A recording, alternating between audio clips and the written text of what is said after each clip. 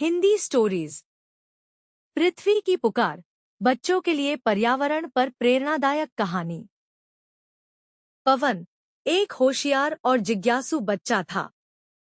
उसे किताबें पढ़ना और नई चीजें सीखना बहुत पसंद था। एक दिन जब वह अपनी नानी के पुराने अलमारी की सफाई कर रहा था, तो उसे एक पुरानी हरे रंग की डायरी मिली। डायरी पर लिखा था, पृथ्वी की पुकार। जैसे ही पवन ने उस डायरी को खोला, एक हल्की रोशनी निकली और उसमें से एक मीठी आवाज आई, नमस्ते पवन, मैं धरती हूँ। क्या तुम मेरी बातें सुनोगे?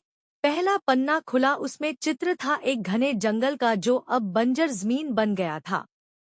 धरती ने कहा, कभी यहाँ हजारों पेड़ थे, पक्षियों की चहचहाहट थी, लेकिन इंसानों ने बिना सोचे समझे सब काट डाला।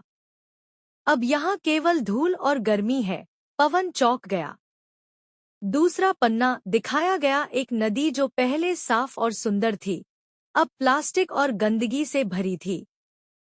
बच्चों, यह नदी कभी जीवन देती थी, अब इंसानों की लापरवाही से खुद मर रही है, डायरी बोली। तीसरा पन्ना आसमान में धुआं, कारों का शोर और मास्क पहनते लोग।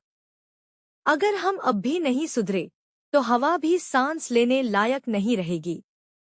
समाधान भी थे। पवन ने पूछा, मैं तो बच्चा हूँ, मैं क्या कर सकता हूँ? डायरी मुस्कराई और चौथा पन्ना खुला, बहुत कुछ कर सकते हो। पेड़ लगाओ, प्लास्टिक का कम उपयोग करो, साइकिल चलाओ, गाड़ी नहीं, बिजली और पानी बर्बाद मत करो। समाधान भी थे।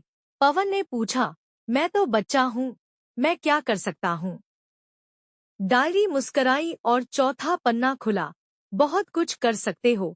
पेड़ लगाओ, प्लास्टिक का कम उपयोग करो, साइकिल चलाओ, गाड़ी नहीं, बिजली और पानी बर्बाद मत करो।